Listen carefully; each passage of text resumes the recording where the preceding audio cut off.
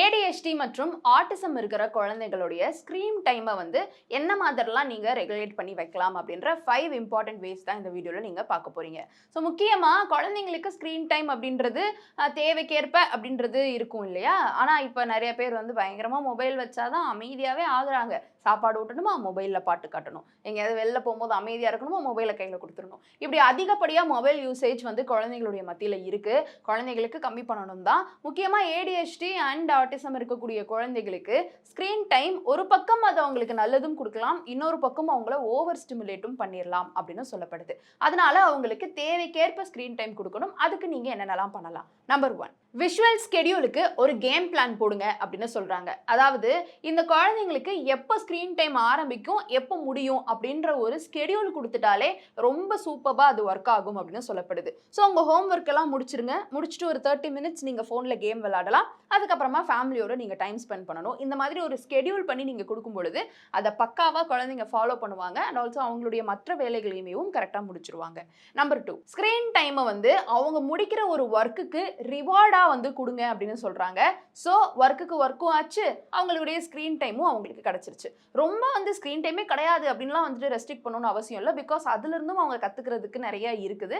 அதனால அவங்களுக்கு ஏதாவது ஒர்க் நீங்க கொடுத்துருப்பீங்க, இல்லை ஹோம் ஒர்க் இருக்கும், இந்த மாதிரி எல்லா ஒர்க்கையுமே பக்காவா முடிச்சதுக்கு அப்புறமா முடிச்சிட்டீங்களா, அப்போ உங்களுக்கு ஸ்கிரீன் டைம், நீங்க இந்த கேமை இவ்வளவு நேரத்துக்கு விளையாடலாம் அப்படின்னு நீங்க மொபைல் போனை ப்ரொவைட் பண்ணலாம் அப்படின்னு சொல்லப்படுது. நம்பர் 3, நீங்க ஒரு கோ பைலட்டா அவங்க கூட ஆகுங்க அப்படின்னு சொல்றாங்க.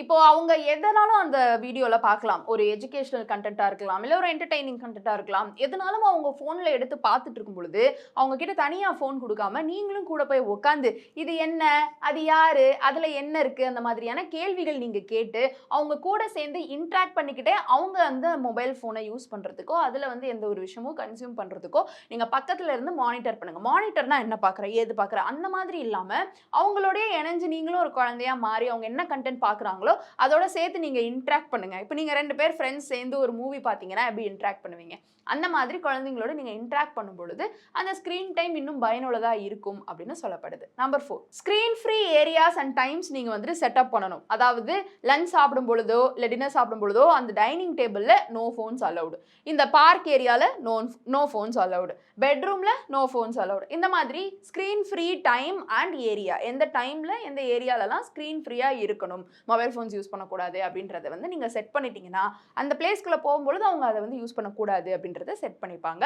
மற்ற இடங்கள்ல நீங்க யூஸ் பண்ணிக்கலாம். அந்த இடத்துக்கு எப்போ அனுப்பணுன்றதை நீங்க முடிவு பண்ணிக்கலாம். நம்பர் 5, ஃபன் ஆல்டர்னேட்டிவ்ஸை நீங்க ஹேண்டியா ஒரு லிஸ்டே வச்சுக்கணும் அப்படின்னு சொல்லப்படுது. ஏன்னா எதுக்காக மொபைல் ஃபோன் எடுக்கிறாங்க, அது ஒரு ஃபன் ஆல்டர்னேட்டிவ் தான். அதில் ஏதாவது ஒரு வீடியோஸ் பார்க்குறதோ கேம்ஸ் விளையாடுறதோ அந்த மாதிரி.